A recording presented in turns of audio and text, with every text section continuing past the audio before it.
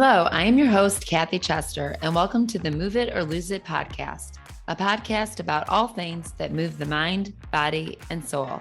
The Move It or Lose It podcast is for information, awareness, and inspirational purposes only. I am not a doctor, and I don't even play one on TV, so please consult your doctor before making any medical decisions. The views expressed by advertisers, guests, or contributors are their opinions and not necessarily the views of the Move It or Lose It podcast. Hello, welcome to another episode of Move It or Lose It. Today, you may remember Robbie Gillett, who I had, let's see, maybe last year, 2 years ago, I had you, Robbie. Yeah, it was 2 years. It must be 2 years. 2 years, probably. So you may know him as Tracksuit. Beneath the tracksuit, started doing poems. And so we were having a little chat beforehand, but really excited to have you back again. I was so, I guess, just a little jealous because I could never write a poem to save my life. But was like, we were talking just before about how, and I'm like, don't say anymore. I want you to remember this. Just about how when we talked 2 years ago, I think you were still kind of coming into what is this all about? Why do I have this? This sucks. And not that it doesn't, because it does, and that sucks, let's be real. But it's like you kind of come into your own, and you just seem more at peace, more knowing who you are. Well, and you were talking to me about that.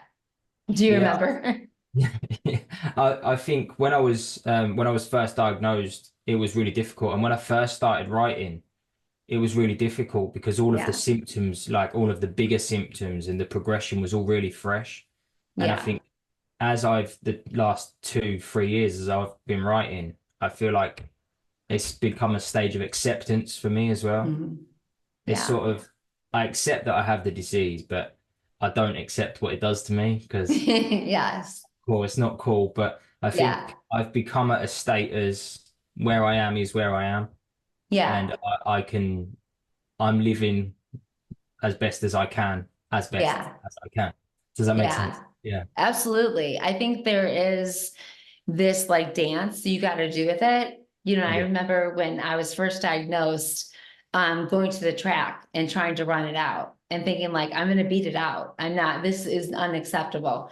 And then there's this, I think through the years, there's a grieving time. You grieve things that you lose, but there's also a time of acceptance that you have to do through the years of like, this visitor that you didn't ask to come over is now here and living with you. And there's got to be some kind of synchronized thing that you have a relationship with this stupid disease that's not leaving, that you work together to have a life that works.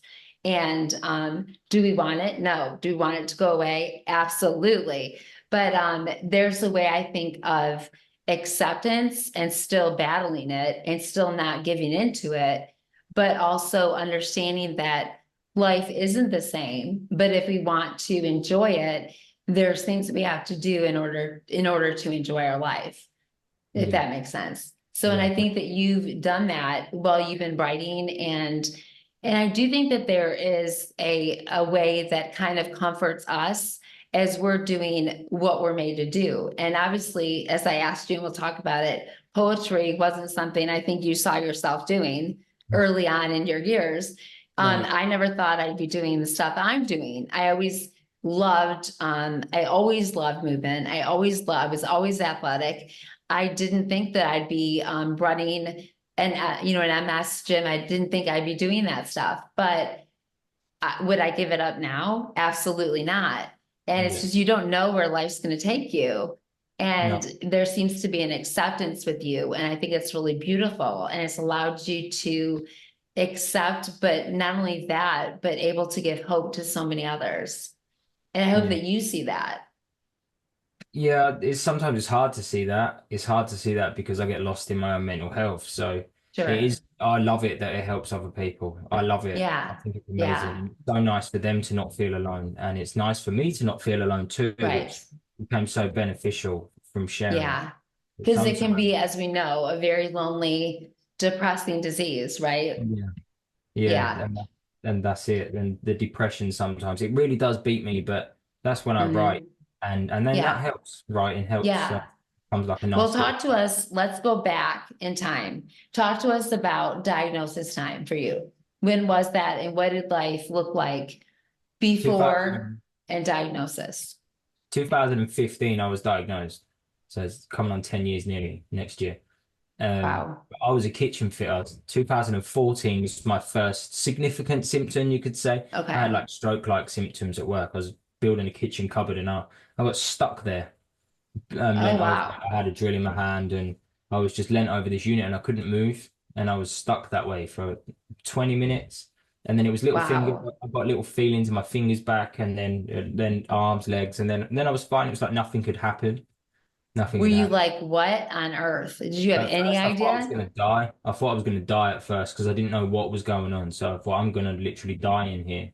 All of the 15 Wow. minutes why I couldn't move. I didn't have the foggiest because this sort of thing had never happened to me before. Right.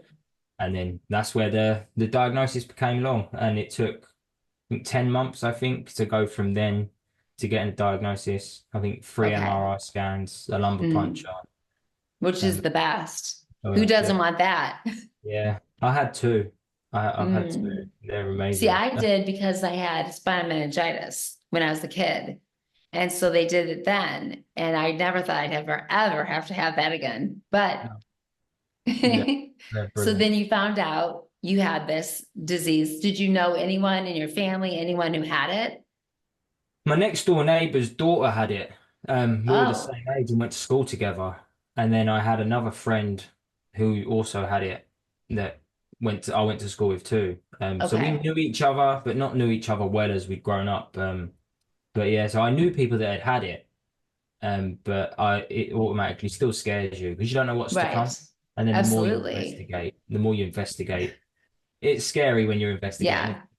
Yeah, Um, but again, everyone's different and it affects everyone different. for And sure. that's the Now, beauty did of you it. stay close to the people that you knew had it? Have you No, been able to? Okay. no. Oh, I talk to them now briefly, like, Uh, but we were never close, as in close, close. But yeah, I speak to them occasionally on social media. yeah, Um, sure. but yeah, but yeah, no, Interesting. I moved across country, Okay, um, so where are they located? back where I used to live before in Essex, on the other side of the country. Okay. And then I moved over here, and And where are then you now? in Cornwall, in the southwest of the UK. Yeah, And like, help me. yeah, in the southwest of the UK. And Okay. I used to live in the east, but now I live in the Okay. southwest. Yeah, Gotcha. yeah. So I Okay, moved so here. then My how parents. long ago did you move there? I moved here in 2015, straight after I was Okay. diagnosed. Oh, Straight after. wow. Okay. Was Yeah, that just specifically so you could have like that, like your parents are there? Okay, yeah, so you could have like you need some support when you get this. You yeah, can't be like, I'm on my own, I've got yeah, this. So you do need some support. yeah. So after diagnosis, you moved that way. And then it had to be, I mean, I remember just the depression and trying to figure out what is life like and what does this mean? Back in my diagnosis, it was like VHS tape and like, here's this, good luck. You won't be walking in about, a year. You'll be dead soon. Love you. Good luck. And so that was kind of what we Brilliant. had. But in 2015, it still doesn't make the scary, all the scariness of it go away. So talk to me about what it was like after and how you dealt with that. And when I moved to Cornwall, they said to me, "Hold on, you might not have MS. It might be something Oh, different." So they took my diagnosis away from me and said, "Suspected MS. It could be vasculitis," which I'd never heard of either. And then they did all of the tests again. That's where I had a second lumbar puncture. oh, So great. another few more MRI scans, and then yeah, and then they went, "Yeah, okay, they were right all along. You've got MS." Not another lumbar punch. So you're Yeah, good. yeah, no more. Yeah, and that was Now we two. know for sure. Yeah, yeah, and that was it. And that was that. And then they give you all of the information, and then it's hard to take in. Of course, it is. Right. Um, and then mental health. But I had hold of it at first because I didn't really have any symptoms. I didn't really have any symptoms short of that previous episode. Uh-huh. There was like a month of weird symptoms, but and then I didn't really have any, not really. And then Okay. I had the occasional relapse. My eyes Mhm. crossed over once, and they stayed Uh, that way for 6 weeks. So okay. now I have to wear an eye patch sometimes because of the So like resi more optic neuritis or more like double vision kind of it's stuff? double vision. Yeah, it was Okay. double vision. So Okay. now when I overheat, I have to wear an eye patch Yes. because my vision crosses, which is Okay. it's a really weird thing to just like Yeah, a bit hot, put an eye patch on because I can't see. Um, but MS is filled with it that, is. filled with that. I do the same thing, but mine's optic neuritis. And when I get overheated, I have to put something on. Usually I'll do an eye patch that's cold Yeah, and that that's helps. that's smart. So that might help you. But Yeah, that is for some reason I've had it for actually the since the time I was diagnosed. And it's yeah, never gone away. So it's kind of I'm in some book for it because it's painful, which is odd, and it's never ever gone away. So I've never had vision in that eye since. So nice. I'm just an overachiever. So then you get that happening. And so what made you decide I'm going to just start writing? After my last relapse, Uh, um, say my last relapse, I'm sure I've had some since then, but since my last significant relapse that put me with dropped foot, uh, um, and serious mobility issues, mhm. a slight stammer occasionally it comes and goes, and then lots of other fantastic issues that come, and they called it a catastrophic relapse because I Okay. lit up like a Christmas tree, the Okay. brain scan did. When they So did that. yeah, Yeah. yeah, so I had all of these new symptoms come, which put me with drop foot, Uh-huh. significantly weaker legs, and I get a bit of a speech impediment. Right. um I get claw hand, which is fantastic in my left hand. I'll get that quite a lot. It's annoying. Okay. Um, and then after that, because I felt a significant loss to myself, Uh, and then obviously depression sits in with that. I've got to give up work. absolutely. I've got to change jobs. I've got to change what I do because I couldn't be a builder anymore. I couldn't do this. Sure. Couldn't do this anymore. So I had to change significantly what I did, and I was at a loss. What do I do? What do I do? And I'm Right. broken and depressed. And a thought diary, I was seeing a counselor, and he said a Okay. thought diary, do a thought diary, and I wasn't very good at that. It was on I do you Monday. think that that's harder for, hold on one second, for a lot of, for men to do than women? Not for everybody, but I think for guys, I think that's tough to do. Um, is to just constantly write about their emotions and feelings. Yeah, yeah. Well, the thought diary went something like Monday, I just feel depressed. Tuesday, I feel like crap. Wednesday, and that Wednesday, was how it same. was. Yeah, and that was how it was. And then I needed to put some meaning to it. I needed to make something better than that. So that's where the I started adding verses to it. I sat up on my bed, and I Uh, just wrote this poem. And the missus Donna was looking at me like, "What are you doing?" I'm like hiding it, like I'm writing a poem, like because I was she's like embarrassed. a love pump to me. Yeah. She knew I was struggling, and I carried the pen and paper around with me to write in. And that was what came out. I wrote a poem, and it was good. I felt good that Yeah, written something that I could read back to myself, which had right, explained negative thought process that I'd been. right. Yeah, and that was good. And that was good. So I decided that that's where I would go, and I would just put my pain into verses, and then that's where it came. That's where it came. Yeah. And Now, it was how nice. did you no, so writing has not been an issue for you. So you can use your hand to write and all that. That's not been an issue. Yeah, well, I'm right-handed. My left Yeah, hand. I'm left-handed, so that's Yeah, so yeah. that so you've been able to do that, which is awesome that you've been able to continue to do that. Well, I do most of my writing with my thumb because Okay. I do most of it on my phone. Okay. Oh, I've right. Okay. I've got 2 books and 2 poetry pamphlets out, and I did them all on my phone. Um, Wow. that's what when I said to you earlier that Yeah. self-publishing, it can be a challenge, but it is Yeah. easily doable. It is easily Right. doable. I did it all on with my So phone. the name of your first book was what? Thoughts of a Warrior. Thoughts of a Warrior. Now, is that on Audible as well? No, no. Because that's always a struggle for me because I can't see out of Mm. this eye. So it's really tough for me to read. And Yeah, so I'm always like, can I have it on Audible? Because there's so many I want to read, so many I have on my podcast. And I'm like, I can't read it. So sometimes I'll get one that my husband will read, but he'll fall asleep in the middle. I'm like, so I always want them on Audible. But so you wrote 2, and the name of your second book was, A Diagnosis Journey. yeah, I like that. I love that.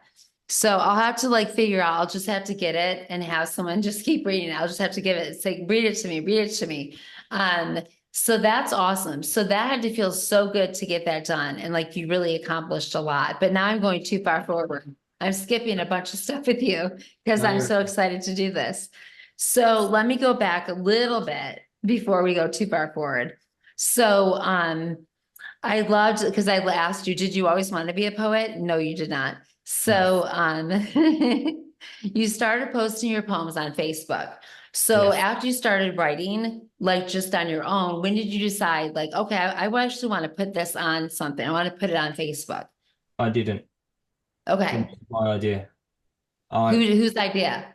It was Donna's, it was the missus. It was never my idea. Okay. I always had that attitude that men don't talk about their feelings. Okay. I had that attitude and I held that attitude for a long time. And Good thing for your wife. yeah, yes. Well, she said, and could help people. It could help raise Absolutely. awareness. So yeah, she Look won. what it's done. Yeah, no, I agree. I agree. And yeah, but I owe that to her because it Yeah. was my idea. I wouldn't have never have done. I would never have Yeah. started. I'd never have And started. what so many men would have missed out on, and women, but you speak to a group of men that, like you, would not have shared things and Yeah, would not have had that ability to read what you write and say, wow, this reaches me in an area that I wouldn't be able to talk about. And yeah, because of your openness to share and because of your wife, thank God, you are able to do that. You've done that. And so after that and getting it out, and then you decide to be a rap star. And after that, so then all of a sudden I see you and you're rapping your poems. I'm like, wow, now he's rapping. So you did your poems, you started putting them out, and then your Facebook blew up. So now how many followers do you have following eight you on Facebook? 8,500 on Facebook. That's insane because I'm like, whoo, I've got like, so, I mean, Facebook was just never, I went right into Instagram and all that. And I never really got into Facebook till recently and till my people that are working with me are like, you've got to get your Facebook going. Like when did you stop doing Facebook? I'm like, I don't know, 10 years ago. And so I'm building that up. So I looked at yours. I'm like, wow, I better get going. So, I mean, Mine's you've the done opposite. something I beautiful never on did that. Instagram. I never did Instagram until No, like year or something. I never did Instagram, but I think yeah, Facebook was easy for me. It was just easy to right. and so it was I easy. wonder if it's different in your location, if that's just a bigger grab where you I'm are. not sure. I think everybody's got Instagram. I feel a bit old on that one. No, I'm way behind. I'm way Yeah, behind. well, I don't know. I mean, you're doing really well. So obviously you're doing something right. So you use YouTube as a platform, but you use Facebook, YouTube. What are some of the other Instagram, things you use? Instagram, you're TikTok, on, no, LinkedIn, but you're what? LinkedIn, LinkedIn and Spotify, Spotify, Amazon, iTunes. Amazon. So yeah, iTunes. So now you're on YouTube and you can hear your poetry, your rapping. So are you going to do a little bit for me today? I didn't prepare nothing, but I can read something for you. Oh, come on, give me a little rap one. I have I haven't because it doesn't come out like a rap. So it's not rapping It per se. sounds like rapping to me. I'm a little white girl. I don't know. Okay, let me find this. Let me find it. Sorry, hold on. Come on, dude. This could be my biggest podcast ever. Oh, it's not in this book. All right, I'll read this one for you. Okay. All right. So this is called Men Know Depression. Okay. Men know depression, but men don't show depression. Afraid of the stigma that you are weak if you should let your emotions leak. You're a soft bloke if you actually admit to someone you're feeling broke. Men hide, keeping the pain inside, locking in the damage, burying it in the deepest parts of the mind. Men know the fears of being seen as a clown or being shut down if you let your struggles out. So men choose not to shout. You may not see it, but men know depression. It's unusual when you hear a man has been struggling for years, but men feel the way it feels when you are holding back the tears. Men know what it's like to cry, the feeling inside leaving sadness weeping in the eyes, the inner sighs, the wanting to die. Men understand the feeling of why. Why am I broken? Why has the world turned its back on me? Why do I feel so empty?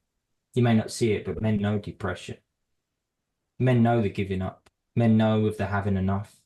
They know of the looking above with no religion and still asking God, why does this have to be so tough? Men know the hurt. They understand the heartache, the struggles that leave that lingering ache. Men know the broken waves of emotion, life with mental corrosion. Men are forever forcing internal thought suppression. You may not see it, but men know depression.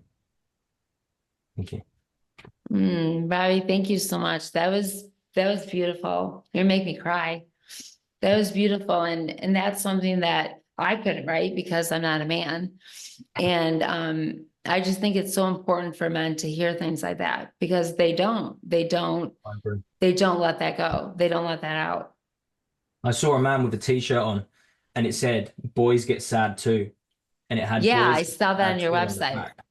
Yeah, I saw a man wearing that t-shirt and I went up to him and I shook his hand and I said to him, "Mate, where did you get that t-shirt? I want one." And then I bought one, different to his, but I bought one. And then I wanted to write something about men and depression and that's where that comes from. And obviously it touches deep for me because Yeah. depression is I have MS, but depression is Hmm. one of the biggest things that I fight.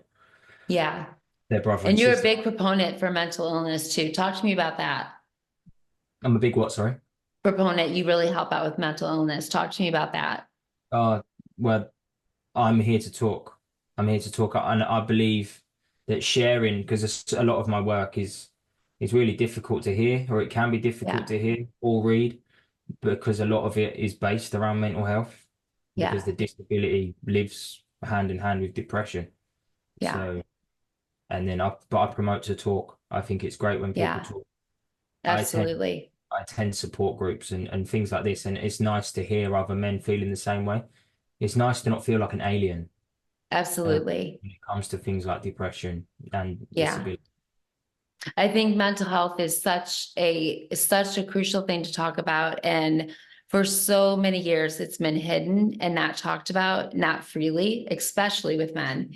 And I'm so proud of you. It sounds like I'm like 25,000 years older than you, but I am so proud that you've brought that out and that you talk about it freely because I think it's so important that it is talked about.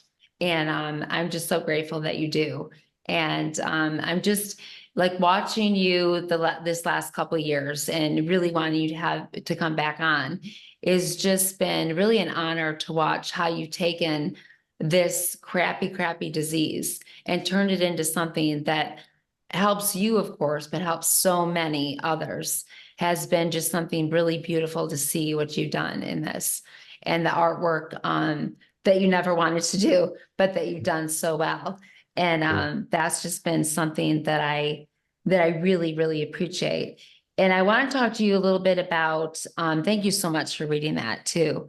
No. I want to talk about the mic night and how that even got started because I saw that and I was like, that looks so cool. How the heck did you get into that now? What's that? Well, when I first ever performed on stage. I was sort of roped in by a few local organizations, and it was one passed me to another, then passed me to another. Oh, you should go here. You're a poet. And so I went to an open mic night and I Uh, read 2 years ago. And so that was where I first started performing poetry. And then 6 months ago, the lady that was running the spoken word poetry nights there had to step down. And they okay. said to me, like, Robbie, like, this is going to stop. Would you like to become the new host for it? So I said, okay, okay. And they said, you can rebrand it. She said, it's all yours. And so, and they gave me the position. This is yours. You carry on. So Yeah. we created Bring Your Verses. So other people could then come and share their work. And we got notebooks, Bring Your Verses. Oh, I love that's so cool. Yeah, they're on So Amazon. people just come in with verses and then you just kind of put it together? Or No, do we, they we come have up and read it? we have a stage and they can come up and share what they've been writing, and it's brilliant. And That's awesome. we get people come from all over Cornwall, well, the southwest, and they come and read their poetry on stage to a crowd And how often is it? every month, once a month. That's really cool. Yeah, once a So month. I think that's it's got to about be three, something you 4 weeks. enjoy.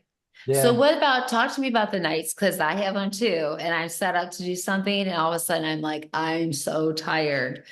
The fatigue sets in. What do you do when that happens? Well, I have backup. I have Good. backup. I've just taken on somebody that can run the show with me, and Hmm. I have a seat on stage, so I don't have to get up and down to present anybody. Smart. And I have a guy there, the barman, and they help. I said to them when I started that I might need some significant adjustments to what we, Right. and they were completely over the moon with it. Yeah, they were like, Good. of course, of course, of course. And they made it very accessible, and they've made it very helpful for me, and they've That's made it so awesome. it's very simple. I can, if I wanted to, I could sit in one chair and not move the whole 3 hours of the event. Wow. And so they've made it very accessible for me. That's That's great. into Bodmin. They've been a great support for me there. That's great. Sometimes you can ask for that, then all of a sudden you're treated like somehow you have no memory, you're not human. And I've had both experiences where I've asked for help and the place has been great and they've been so supportive. And other times where they've looked at me like she's the one who can't remember anything. And I'm like, wait, what? No, I have MS. It doesn't mean I've gone stupid. But so I'm so grateful that they treated you so amazing and been so supportive. That's awesome. They were there at the beginning of the people that offered me the position were the same Uh-huh. people that helped me up on stage the first time I got on stage. So they've Gotcha. watched me go from nervously hiding behind my phone on Right. stage to now I can take the microphone, book in one hand, audience in the other, Right. and it's brilliant. But so they've seen the growth and helped support my growth too. Yeah. And that's been fantastic. What does your wife think about all this? She's over the moon. She is a reminder to me that what we're achieving, because I've on my wall I've got pictures of the magazines I've been featuring in around the world, and Wow. when the mental health sits in and it sits there and it tells me I'm a loser Yeah. and that I'm incapable of doing anything, she's the one that's going to me, come and have a look at this, and then look at what you're achieving whilst being depressed, whilst living with a Yeah. disability. And she's quick to remind me that I've got somewhere, It's a that good I'm woman. succeeding. No, I'm succeeding. Yeah. Yeah.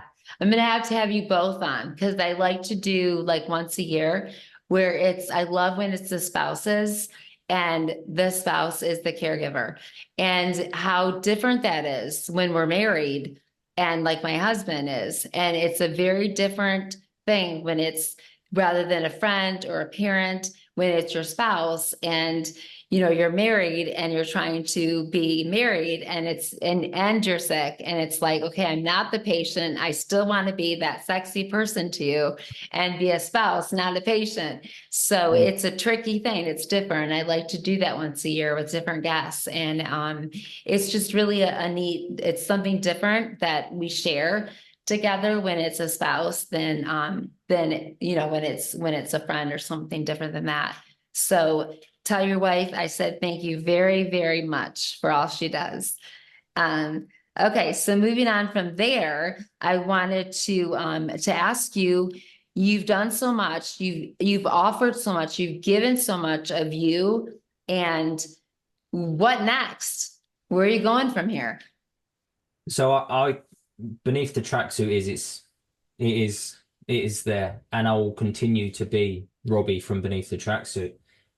But I'm taking poetry to a different sort of place right now. I'm building a show called I Don't Like Poetry, and I'm writing a book called I I Don't was Like going to Poetry. ask you, what does that mean? Yeah, that's my backboard for my Okay. show. Um, and it's going through a journey, going from because poetry has a pretty rough name for itself. I don't know about over in the States, but everybody's like, yeah, poetry's boring. You tell people you write poetry and they go like that. So yeah, I built a show around that, and the book is nearly finished. I performed the show Really? I performed the show to an audience earlier on in the year up in the city nearby, and that was fantastic. So I've got another one coming up in September, and Okay. then the book to match it. I don't like poetry, and On then Audible? I do need to Please. get into order, but how do you even? I can't say. Yes. Yeah, If you, and the Audible. best ones are the ones that the author reads. It doesn't Yeah, matter. We don't care. It's just that you're reading it. And yeah, it's so important. The worst is when we put it on and it's somebody that is like, whose voice is that? Because yeah. we want to hear you guys. And it's just, it's so great because we want to be in it. And we're like, but we can't read it. So it is, it's beautiful. I had someone that has a book out. She's like, I'll just read it. I'll read it and then I'll send it to you. I'm like, that's so much work. Don't do that. But it is. I would really love to read that. So when you do this, when you do that, you're gonna do it as a book and you're doing it as a player. How are you doing it? So if you was to see a stand-up comedian, Yeah, so you're doing it that way. a one man show, it'd just Okay, be and will that be visible for us to see as well? yeah. I'll try and film it, so I'll get it recorded somewhere, and then Yay. somewhere because So I think then the things that you have up on YouTube, like we talked about, those are like we can hear those, but not see them. Will there be a way that you see moving forward, like stuff that you're doing on YouTube will be visible?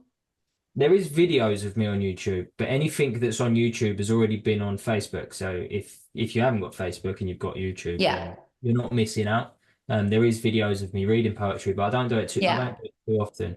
I should do it more, but and then my head just runs in with how busy I am all the time because yes, I have two kids, and then I have MS as well. So and then it's a battle. Lots of things are a battle. So I try and work yeah, around stuff. I try to give myself a schedule that yeah. I never stick to. Oh, I can relate. We can all relate to that. I've got a great schedule and notes and alarms that go off. That I'm like, wait, what was that alarm for? Crap. Yeah, So yeah, I that's know. it. And then I'll have someone call and say, are you doing this that you had put down? I'm like, yeah, I did put that down. I actually Yeah, said it out loud on YouTube or something and I didn't do it. So yeah, it is tough. And I just asked for like, please forgive me. I have a mess and sometimes I forget. So, but yeah, I would love to see more, on YouTube of being able to visually see you do some things. But, I love that you're doing the book and that you're doing that. Cause I think it is a really great thing because poetry does have, you're right, even in the States, but the fact that people know you and you're going to put more out, I'm really excited to see that. So I guess another interview will be coming up. So, yeah, but I really love what you're doing. I love that you've taken such a crappy thing and you're just not stopping. You're just keep moving forward and more ideas and more excitement. Like, what can I do next? Where can I take this next? And really, Robbie, like how much your kids are going to see. And what are the ages of your kids? my daughter's 15 and my son's 11. Oh, great age. Yeah, yeah, they're Yikes. brilliant. They are brilliant. But I mean, not yet. Believe me, my daughter, I remember that age. She's older now, but that age, whoo. But later on, they will respect so much of what you put into this. And I just did a podcast a little bit ago with my daughter who just had a baby. And, it's funny because long ago, they knew little. I hid a lot because we didn't talk about it back then. And, she never knew. I hid my bad days. I hid, anything that was going on. And they're going to have so much respect for all that you've done. And when my kids now tell me, those things, it means so much to me that, the respect they have for what I do. And I can just tell you that that's going to mean so much to you, that even if they don't express it now because they're not at that age that they express a lot, but they're really it's gonna mean so much to them that you do so much for this disease. So I applaud you for that. No, thank you. Thank Absolutely. And Robbie, it's always an honor I've been watching, keeping an eye on you, and it's just been an honor to watch what you're doing with this disease. And I'm blessed to know you. And it's been great to see what you've done. It's And likewise. We're in this together, and absolutely. I love that about our community. We all stick together, and we're all there for one another. I think it's absolutely brilliant. I always say that's my favorite thing about this MS community is that, and people say that a lot to me, is I don't know what it is about the MS community, but we are a very close-knit community that will drop something for, like I said, my client, my patient was like on their way to the thing. And I was like, what do I need to do? Get a plane ticket? Yeah. It's that feeling of I'll do anything for you. It's that tenderness that we have in our community that I love. So, Yes. so now my last question, Robbie, and then you can say whatever you want to after that. If obviously you run into people all day and running into a newly diagnosed patient and you have one thing to say to them, what is it that you say? Don't be scared to reach out. Don't be scared to reach out because, like we just said, that our community is brilliant. That our community is brilliant. You will hit pockets of negativity somewhere, but the majority of it, like I've got a support group, you've got a support group, and there's lots of support. There's lots of support out there. You speak to people daily. I speak to people daily. Many people that are in a similar position to what we are speak to people daily in help and support, or have a form of a group where we help and support one another. And for me, it's reach out. Don't be scared to reach out, because when I started reaching out, it opened up a whole new world for me. I was stuck in my little corner. I knew of people that had MS, but when I started reaching out, like I'm good friends with Matthew Price. I phoned him up the other day I live in my corner of Cornwall and he lives in Nashville in America. And I just phoned him up on WhatsApp. So, hi mate, how you doing? And then I've got my friend Adam St. George. He's a painter. And I just phoned him, Instagram him, and That's we would never have met. And we're good friends. Yeah. But that's from reaching out with MS. 100%. Like when I go to a different state, I can go see someone. And it's like, now we're like physically together. And that I think is such a cool thing. It's like, and my husband and I are going somewhere. I'm like, wait, I know this person that lives, that has MS. And it's as I've grown with, with the MS and with the podcast and like you said, reaching out and doing things, it's like, oh, I'm here and this person, I can see them. And it's such a great feeling to not just know them on, on our different, whether it's TikTok, Instagram, YouTube, but to be able to reach out and hold them and say, oh my gosh, now I know you this close. It's such an amazing thing to have this community that we never wanted, but now we do. And so it is a beautiful community. So again, Robbie, anything else that you want to share about any upcoming things that you want anybody to know about? My book comes out. It should be out in September. My next book in September. So then awesome. We'll look forward to it. It's free. Okay, awesome. Well, Robbie, again, it's always an honor to have you, and I can't wait to interview you again and see what's next time. Want your wife on with us, though. So I want to meet her. And I'm really blessed to know you and to see what you're doing. I'm so grateful for all that you're doing for our community. And it's just been great to have you. So stay on for a second, guys. I hope you enjoyed this, and I hope you got a lot from this. Look forward to his book coming out. And at the bottom of the show notes, I'll have ways that you can get a hold of Robbie. So I've got the stuff that you wrote down. Any other ways, I put down what you sent me, the email, social media, website. And so I've got your what? Website. You don't have a website, then you No. did. Okay, you put that down. Okay, so you can get Beneath the Tracksuit anywhere. So where is the best place to get a hold of you? Facebook. Facebook. Okay. So Facebook. So that's where you can get a hold of him. I'll have that in the bottom of the show notes. And of course, his book will be out in September, which I'll be sure to mention as well. So thank you, Robbie, so much. And don't forget to like and subscribe. And I can't wait to see you guys again next week on Move It or Lose It. Have a great day, guys. Hold up. Well, thank you so much for joining us today on Move It or Lose It podcast, where you can again find us every Tuesday, and also wherever you like your podcast, whether it's Apple, Spotify, Stitcher. Join us on that. And we can't wait to see you again. We're going to have a lot of exciting guests and working together.